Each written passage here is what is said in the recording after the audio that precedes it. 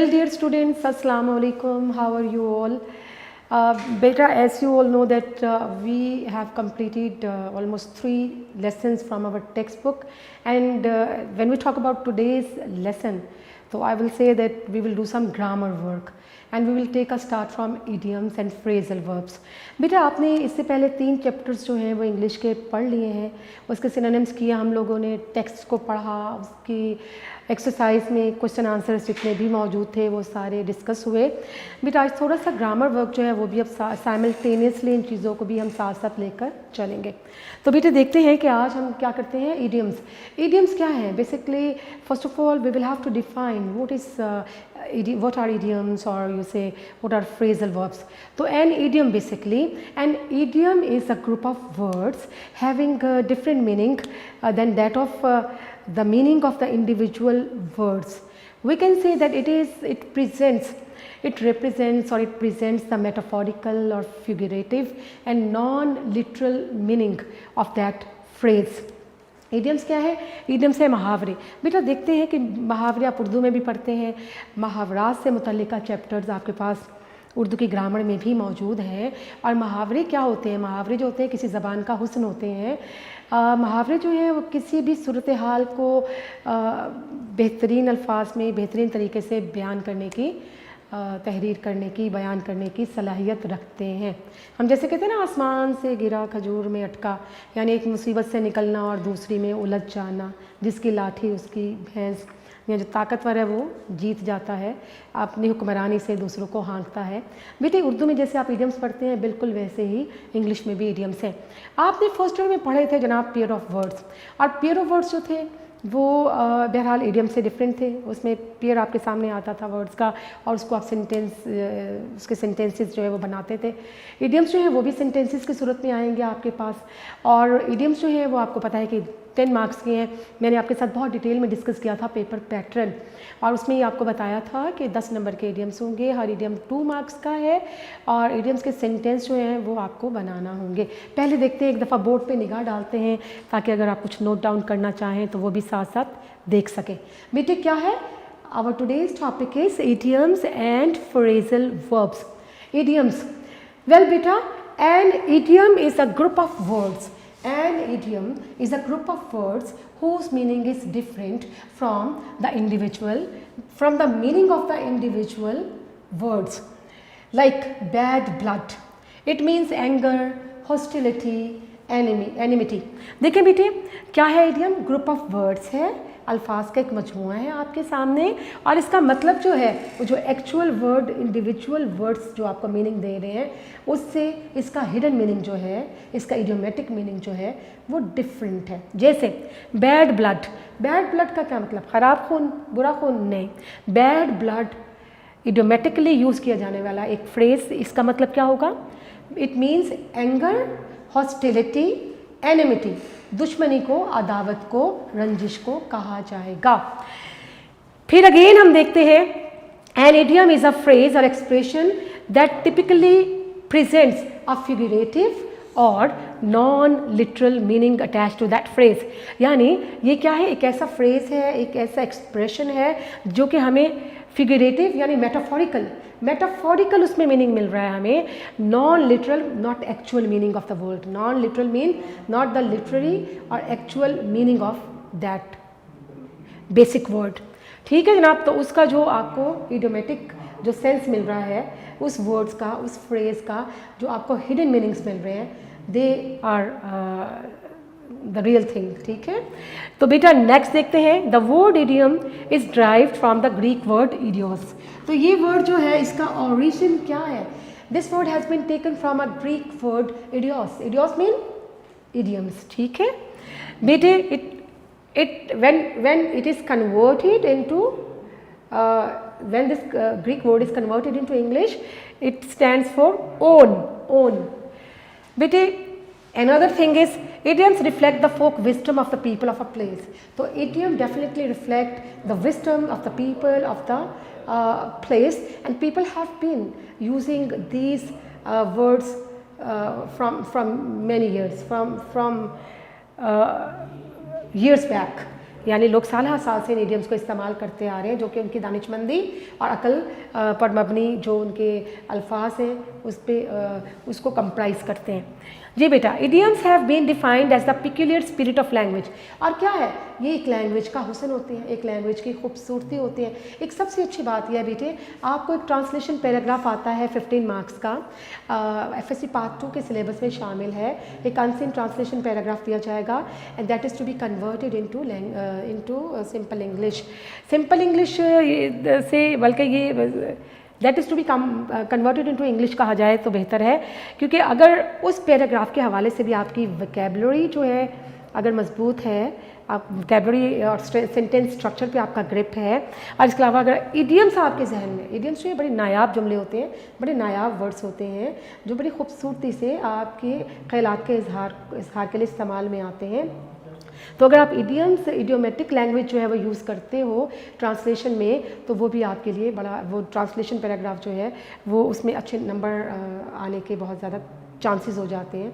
अच्छी लैंग्वेज में अच्छा आपके पास सेंटेंस स्ट्रक्चर अच्छा होना चाहिए, ग्रामर ग्रिप आपकी प्रॉपर होना चाहिए, आपकी वोकैबुलरी मजबूत होना चाहिए। फिर आपने इडियम्स का इस्तेमाल किया, अगर उन वर्ड्स को इंग्लिश में कन्वर्ट करते हुए प्रॉपर इडियम्स आपने साथ लिए, तो बेटे उससे आप ट्रांसलेशन में बेहतरीन नंबर हासिल कर सकते हो। तो ये एडवांटेज आपको मिल सकता है इडियम्स का। फिर देखते हैं बेटे, English language is particularly rich in idioms.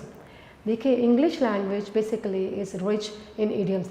It is repleted with such beautiful idioms and phrasal verbs which add to its beauty. कि इंग्लिश लैंग्वेज जो है उसकी ब्यूटी किस में नज़र आती है हमें, कि उसमें हमें एक वेरिड फॉर्म में variety of idioms is available in English language. Variety of idioms is there in English language. We cannot change the words according to our choice. हम अपनी चॉइस के मुताबिक इन वर्ड्स को चेंज नहीं कर सकते। जो आपके डिक्शन का, आपकी लैंग्वेज का हिस्सा जो वर्ड्स हैं, उसे हम अपनी चॉइस पे चेंज नहीं कर सकते। लाइक एग्जाम्पल्स थोड़े से मैंने आपको दे दिए। For example, the correct idiom is CI to I। तो बेटा क्या है करेक्ट इडियम? एक आपका इडियम है CI to I। CI to I means, इसका मतलब क्या है? टू अग्री विद, किसी से मुत्तफिक होना, इत्तफाक राय रखना। तो ये CI to I को हम सी नोज टू नोज नहीं कह सकते, सी ईयर टू ईयर नहीं कह सकते। जो इडियम्स आपके पास ऑलरेडी मौजूद है लैंग्वेज में, उन्हीं इडियम्स को आपने जहन नशीन करना है, जहन में रखना है, और उनका मीनिंग आपको प्रॉपर पता होना चाहिए ताकि उसको कन्वर्ट कर सके एक सूटेबल जुमले की शक्ल में। फिर आपके पास एक और मिसाल आती है, the correct idiom is hold water. Hold water is basically an idiom. Hold water means to be valid, to be sound and appropriate. बहुत वैलिड होना, कोई ऐसी चीज़ जो कि बहुत विच कैरीज वेट, कोई दलील जो कि वज़न रखती है, ठीक है। And we cannot say we cannot replace water with wine or beer or like that, it will remain ever hold water। तो इडियम आपका hold water ही रहेगा, इसको हम hold wine नहीं कह सकते, hold beer नहीं कह सकते। इस तरह आपका एक इडियम है go to the dogs। go to the dogs का मतलब क्या होता है? to destroy, to have deterioration, to deteriorate, ज़वाल पजीर हो जाना, तबाही की तरफ जाना, नुकसान उठाना। हम इसे ये नहीं कह सकते go to the cats, go to the wolves, right. इसी तरह आपके पास इडियम आता है cool as cucumber. Cool as cucumber means to have a state of tranquility, to have composure or calmness. हम ये नहीं कह सकते cool as pumpkin, cool as brinjal, cool as lady finger. तो we cannot replace this words up to our choice, ठीक है। जो आपके लैंग्वेज में जिस तरह से ये इडियम्स मौजूद है, वैसे ही आपको इन्हें याद रखना है। ये बेटा थोड़ी सी डेफिनेशंस जो है वो आपके साथ शेयर हुई। और छोटी सी बात फिर आपसे कहूँगी कि बेटे, आपका इडियम्स और फ्रेजल वर्ब्स वाला क्वेश्चन जो है वो 10 नंबर का है। 10 नंबर का इस तरह से कि आपको 8 इडियम्स और फ्रेजल वर्ब्स मिक्स दिए जाएंगे, और उसमें से आपको सेलेक्ट करने हैं 5 आउट ऑफ गिवन 8 इडियम्स और फ्रेजल वर्ब्स। तो बेटे हर आपका जुमला जो है वो 2 मार्क्स का होगा। जुमला बहुत मेयारी होना चाहिए। अगर आपको उस जुमले का मीनिंग जो है, अगर उसका मीनिंग आपको बहुत अच्छी तरह से, आप उसके मीनिंग से फेमिलियर हैं, तो उसको जुमले में कन्वर्ट करना आपके लिए कोई मुश्किल नहीं होगा। तो बेटे इसके मीनिंग्स जो है वो अच्छी तरह से जहन नशीन कर लीजिएगा। आपकी लैंग्वेज बन रही है, आपकी वोकैबुलरी बन रही है, आपकी बल्कि लैंग्वेज में बेहतरीन अल्फाज आपके पास आ रहे हैं, तो ये सारी तैयार आपका करना बहुत ज़रूरी है। तो it will carry 10 marks, right. तो बेटे इस चैप्टर को हम स्टार्ट करते हैं। We are having a complete chapter regarding idioms and phrasal verbs, and some of the sentences are given over here, and apart from these sentences we will discuss some more sentences, right। तो हम यहाँ पर देखते हैं कि क्या क्या sentences जो है यहाँ पर मौजूद है, और मज़ीद सेंटेंस जो है आपकी कन्वीनियंस के लिए मैं हर इडियम का एक मज़ीद जुमला जो है आपको बना के दे दूँगी, ताकि आप उसको कंफर्टेबली उन चीज़ों को समझ सकें। ठीक है जी। होपफुली ये सारी चीज़ें आपकी समझ में आ गई, आपको पता चल गया कि इडियम्स जो है उसको डिफ़ाइन कैसे किया जाए, इडियम्स जो है उसका मीनिंग क्या है। तो idiom basically is a group of words whose meaning is different from the meaning of the individual words of that phrase। ठीक है जी। तो इन इडियम्स के मीनिंग को समझना, इनको जहन नशीन करना बहुत ज़रूरी है, ताकि आप प्रॉपर जुमला जो है वो बना सकें। बेटे मैं आपको यहाँ पर अब जुमले लिख के देती हूँ, वो इजाफी जुमले जो मैं मुख्तलिफ आपके लिए, आपकी कन्वीनियंस के लिए बनाना चाहूँगी। इसको मैं इरेज कर रही हूँ।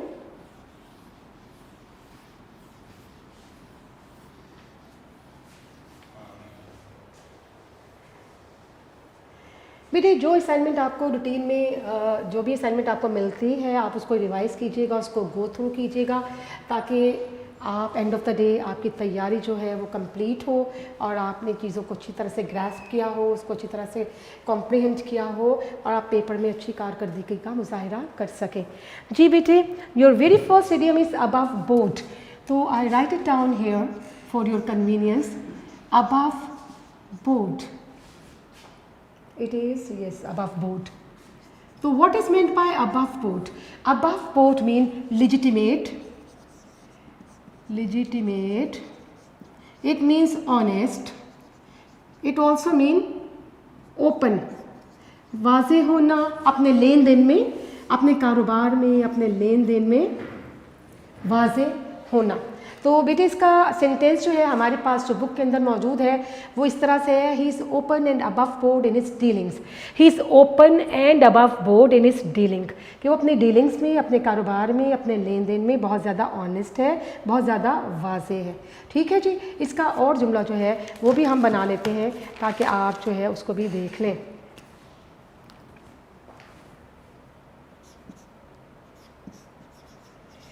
The deal between two parties is completely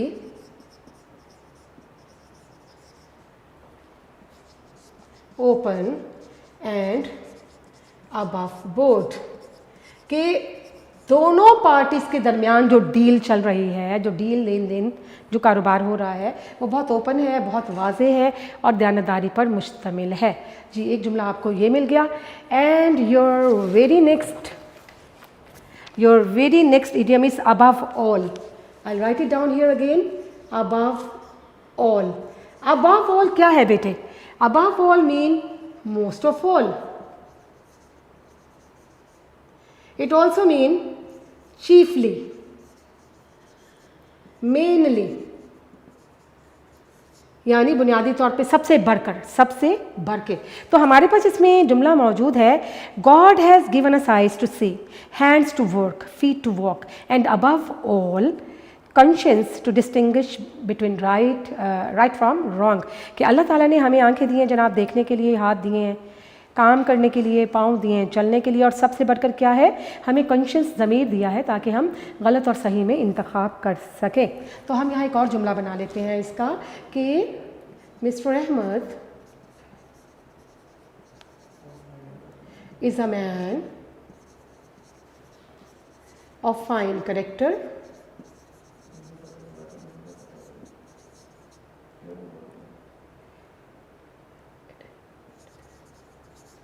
and above all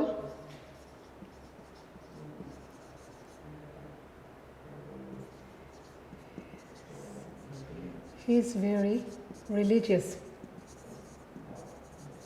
ji, Mr Ahmad is the man of fine character. Mr Ahmad एक अच्छे किरदार रखने वाले शख्स हैं। And above all he is very religious. सबसे बढ़कर ये है, मोस्ट ऑफ ऑल क्या है कि ही इज़ वेरी रिलीजियस, बड़े मजहबी जहन रखने वाले शख्स हैं। ठीक है जी, 2 इडियम्स आपके हो गए मुकम्मल। And the third idiom is after all. I will write it down here, after all. After all mean बहरहाल, however, it also means anyhow, बहरहाल, ताहम। ठीक है जी, और हमारे पास इडियम मौजूद है, this is a very useful book after all, कि बहरहाल ये एक बहुत अच्छी किताब है। एक और इसका जुमला बनाते हैं, it is a good idea after all to go abroad for higher studies। जी बेटे, ये 3 इडियम्स जो हैं वो हमने किए, और आपकी बुक के अंदर जो इडियम्स मौजूद थे वो भी डिस्कस हुए। उसके अलावा जो मज़ीद एक जुमला आपके साथ शेयर किया मैंने वो भी यहाँ पर लिख दिया गया है। नंबर 4 की तरफ जाते हैं, एट बॉटम। एट बॉटम क्या है? Eight bottom, at bottom means fundamentally, ये मीनिंग्स है सारे, ये मीनिंग्स हैं, ये बेटे मीनिंग्स हैं आपके पास, ये भी मीनिंग्स हैं। ठीक है जी, जो मीनिंग्स हैं उनको मैंने ब्रैकेट्स में इनक्लोज कर दिया है। आगे देखिए, at bottom. At bottom mean fundamentally, basically and in reality. जी बेटे, एट बॉटम का मतलब बुनियादी तौर पर, बुनियादी तौर पर। हम देखते हैं इसमें क्या जुमला बना है, Mr Tauseef is a good man at bottom. Mr Tauseef बुनियादी तौर पर एक अच्छे शख्स हैं। तो बेटे एक और जुमला इसका बनाते हैं,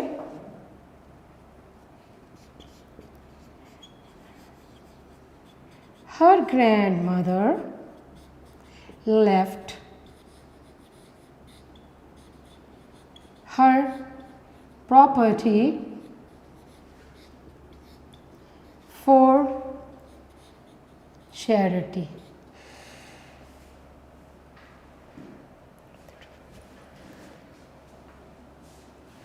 She was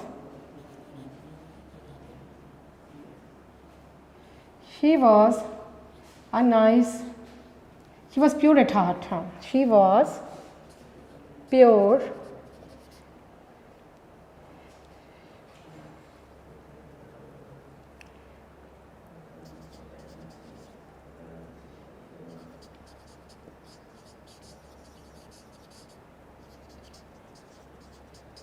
जी बेटे, her grandmother left her property for charity, कि उसकी ग्रैंड मदर ने अपनी सारी जो प्रॉपर्टी है वो चैरिटी पर्पज़ के लिए दे दी। And she was a nice lady at bottom, और हकीकतन बुनियादी तौर पर वो एक अच्छी खातून थी। तो बेटी आपने कितने इडियम्स किए?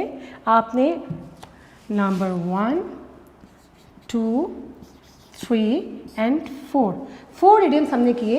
इनको बुक से भी किया, बुक में मौजूद इडियम्स जो उनको देख लिया है, और यहाँ पर भी मज़ीद एक इडियम आपकी कन्वीनियंस के लिए लिख दिया गया है। तो बेटा आपको एक्चुअली इसका मीनिंग जो है, अगर सही तौर पर इडियम का मीनिंग मालूम हो तो आप आसानी से एक जुमला जो है वो बना सकते हैं। ये मज़ीद थोड़ी सी सेंटेंसेस जो हैं वो भी कर लिए जाएँ।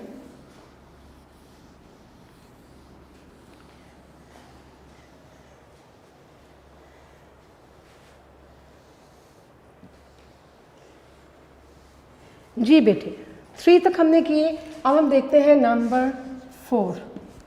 नंबर 4 पे आपके पास number 5, sorry it's not 4, it's number 5। Number 5 पे देखते हैं कि क्या वर्ड और क्या सेंटेंस होगा।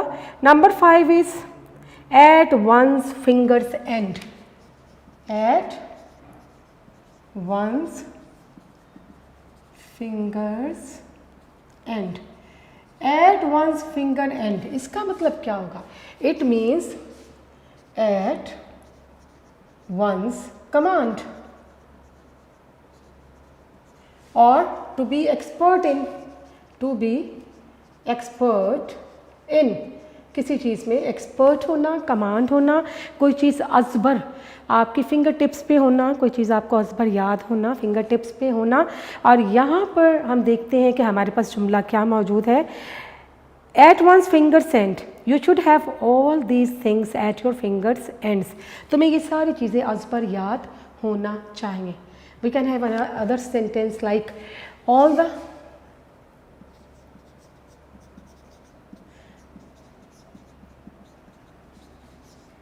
all the topics of history are at her fingers end. All the topics of history are at her fingers and, यानी हिस्ट्री के तमाम जो टॉपिक हैं, मज़ामीन हैं, वो उसके फिंगर टिप पे हैं, उसे अच्छी तरह से याद हैं। जी बेटे, ये आपने किया नंबर 5। नंबर 6 देखते हैं। नंबर 6 हमें क्या बता रहा है? All and sundry, one of the most important idiom, और ये ईडियम जो है अक्सर बोर्ड के पेपर में आया हुआ है। All and sundry, all and sundry. All and sundry क्या होता है? ऑल एंड सन्ड्री का मतलब होता है हर कसो नाकिस, यानी हर तबके से ताल्लुक़ रखने वाले लोग, तमाम आम और ख़ास लोग उन्हें कहा जाएगा। तो all people in general, it means everyone,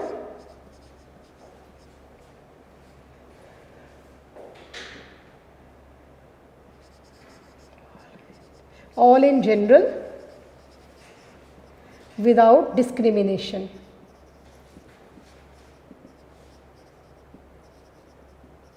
Without discrimination क्या कहा जाएगा बेटा? ऑल एंड सन्ड्री मीन हर एक, हर कसो नाकिस, उसमें हर एक शुमार है, हर तबके से ताल्लुक़ रखने वाले लोग।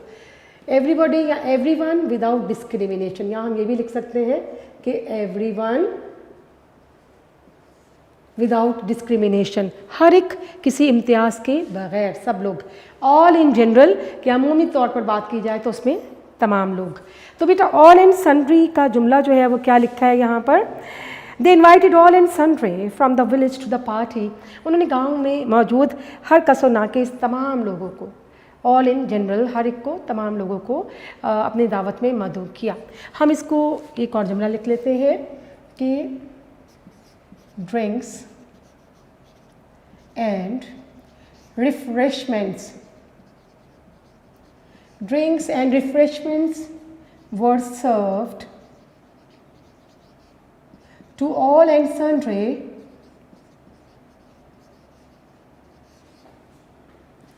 in the party, यानी पार्टी में हर कसो नाकिस को, तमाम तबका है फ़िक्र से ताल्लुक़ रखने वाले लोगों को ड्रिंक्स और रिफ़्रेशमेंट प्रोवाइड किए गए।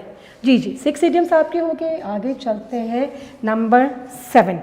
And number 7 is after one's own heart. After one's own heart, after one own heart, इसका क्या मतलब होगा कि आपकी तबीयत के मुताबिक, किसी का आपकी तबीयत के मुताबिक होना, आपकी मनपसंद होना। Mean to say a man with similar taste, ideas and interest, यानी ऐसा शख्स जो अपने ज़ौक़, अपने ख़यालात के हवाले से, अपने इंटरेस्ट के हवाले से आपसे मुशाबहत रखता हो। जैसे यहाँ पर लिखा हुआ है, his son in law is a man after his own heart, they both avoid football fans, कि उसका जो सन इन लॉ है उसकी तबीयत बिल्कुल कैसी है? उसकी तभी son in law is a man after his own heart, यानी इसकी जो सन इन लॉ है, उसका जो दामाद है, उसकी तबीयत बिल्कुल उस शख्स जैसी ही है, अपने ससुर जैसी कहा जा सकता है, क्योंकि बोथ अवॉइड फुटबॉल फैंस से दोनों ही अवॉइड करते हैं, दोनों की नेचर जो है वो मिलती हैं, दोनों के टेस्ट जो है उसमें सिमिलैरिटी है, सेमनेस है। जी बेटे, नंबर 8 हम देखते हैं इसमें क्या आता है। Number 8 is at a loose end. At a loose end, at a loose end का क्या मतलब होगा? एट अ लूज एंड मतलब एक बेकार शख्स, बेकार आदमी जिसके पास करने के लिए कुछ नहीं है। आप कह सकते हैं आइडल, निकम्मा, बेकार आदमी। To have nothing to do, no occupation भी कह सकते हैं, नो ऑक्यूपेशन, कि आपके पास काम करने को कुछ ना हो, आप बेकार बैठे हों, जिसको बेकार कहा जाएगा, you are without any work at all, आप you are without any work, किसी काम के भी बगैर है, आइडल है। To have nothing to do, no occupation, कोई काम आपके पास नहीं है। तो हमारे पास इसमें देखते हैं कि सेंटेंस क्या मौजूद है नंबर 8 पे। At a loose end, the young man has been at a loose end since he finished his examination, कि वो नौजवान जो है जब से उसने इम्तिहानात से फारिग हुआ है उसके बाद से बेकार बैठा है। He has nothing to do at all, उसके पास करने के लिए कुछ नहीं है। तो हम इसका एक जुमला बनाते हैं, Alia is at a loose end these days, she doesn't know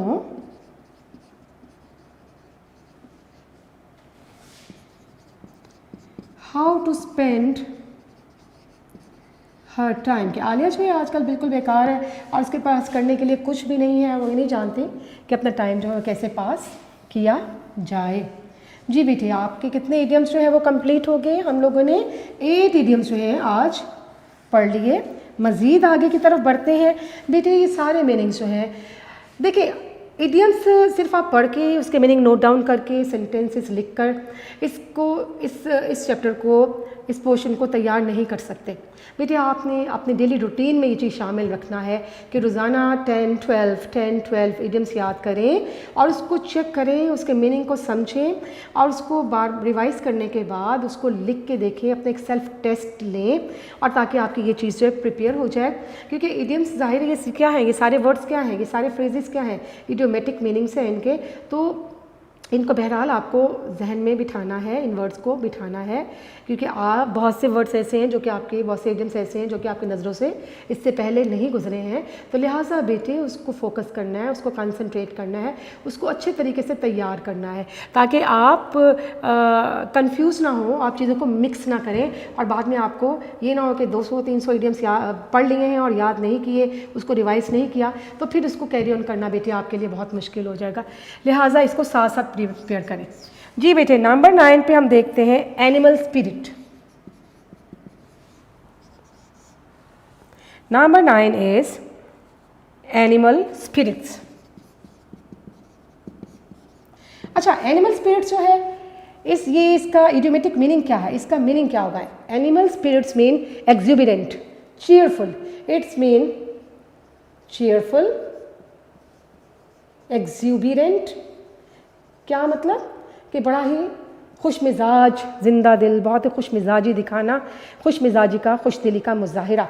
तो हमारे पास इसमें आपके लिए सेंटेंस मौजूद है, even young man today lack animal spirit, कि आज के नौजवानों में खुश दिली, खुश मिजाजी की कमी है। तो हम एक और जुमला बना सकते हैं, the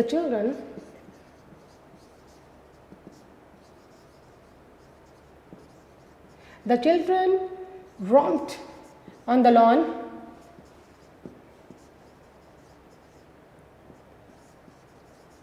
full of animal spirits। क्या मतलब? The children romped on का मतलब क्या होगा? romped mean to play energetically, यानी पुरजोश तरीके से खेलना। तो हम देखते हैं the children romped on the lawn, the children romped on the lawn full of animal spirits। कि बहुत ही खुशमिजाजी से, ज़िंदा दिली से, बहुत ही खूबसूरती से बच्चे जो है लॉन पर खेलते रहे, एंजॉय करते रहे। जी बेटे, आपके इडियम्स हो गए 9। नंबर 10 की जानिब चलते हैं। And number 10 is Apple pie order, very important idiom Indeed. और ये इडियम भी बोर्ड के पेपर्स में बारहा आ चुका है। Apple pie order, apple pie order.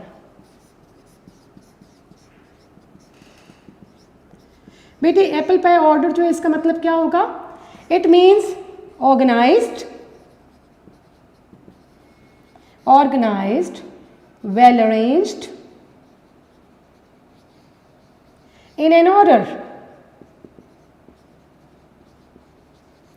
क्या मतलब? बहुत मुनज़्ज़म तरीके से, तरतीब से चीज़ों को रखा जाना, चीज़ों का रखना, एप्पल पाई ऑर्डर। और यहाँ जुमला हमारे पास क्या मौजूद है? A student must keep the books in an apple pie order. A student must keep his books in an apple pie order. कि स्टूडेंट्स को अपनी किताबें जो है बड़े मुनज़्ज़म तरीके से, बड़ी तरतीब से रखनी चाहिए। इसका एक और जुमला बना लेते हैं। Everything in the room was in an apple pie order.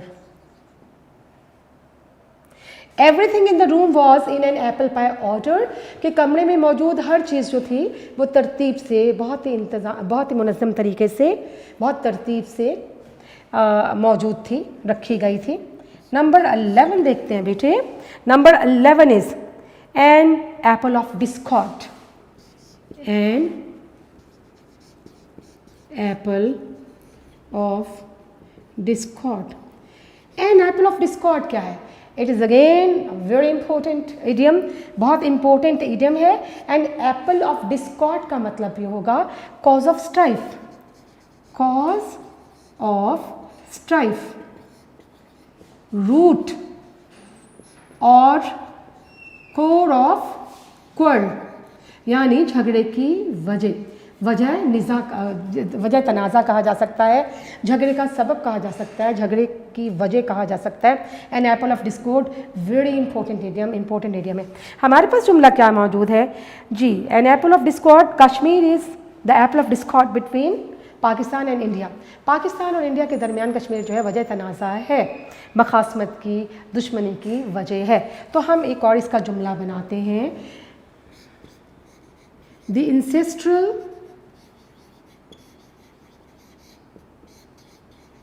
property is an apple. The ancestral property is an apple of discord between the two brothers.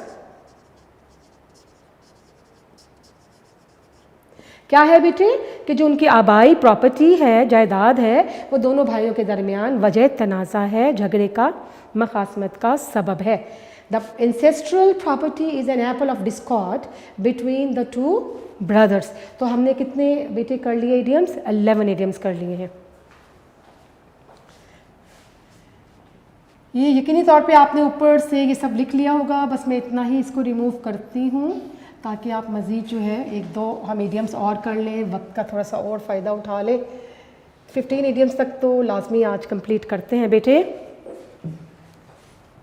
बेटे आपका नंबर 12 पे देखते हैं इडियम क्या आ रहा है next idiom is apple of one's eye, apple of one's eye. Apple of one's eye क्या मतलब इसका? इसका मतलब आंखों का तारा होना, बहुत अजीज होना, one who is highly cherished, mean someone's favourite. आंखों का तारा होना, हर दिल अजीज होना, one who is highly cherished.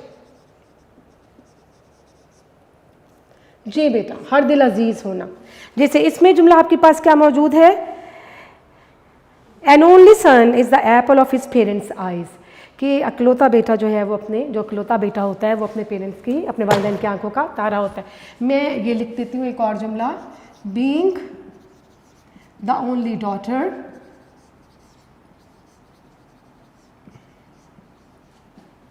She is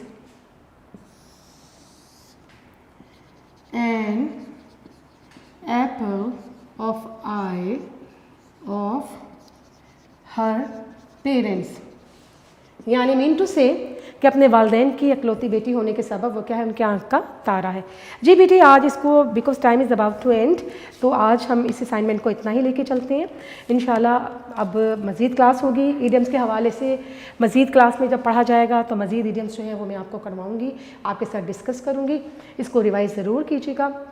छोटी सी और मुख्तसर बात आपसे कहना चाहूँगी कि देखिए बेटा, आज पूरी दुनिया जो है एक आलमगीर सतह पर एक वबा का शिकार है, एक वबा जो इसके ज़ेर असर है, तो उसके लिए हमें थोड़ी सी एहतियाती तदाबीर जो हैं उनको सामने रखना है। सबसे पहले तो ये है कि आप बिला ज़रूरत घर से बाहर मत निकलें। और बेटी अगर आप घर किसी हवाले से जाना पड़ता है तो आपने क्या करना है, मास्क का इस्तेमाल कीजिएगा, हैंड सैनिटाइज़र्स का इस्तेमाल कीजिएगा, ग्लव्स को ज़रूर यूज़ कीजिएगा, सोशल डिस्टेंसिंग का ख़्याल रखिएगा। और ये है कि अगर आप छींकते हैं, खांसी आती है, तो आप उस सूरत में अपनी कोहनी में अपना मुंह लपेट कर या मुंह के आगे हाथ रख के आप जो है वो इस तरह से आप दूसरों को भी महफूज रख सकते हैं। तो बेटे अपना बहुत ज़्यादा ख्याल रखिएगा, स्टे होम, स्टे सेफ़। इंशाल्लाह आपसे अगले लेक्चर में बातचीत रहती है। अल्लाह हाफिज़।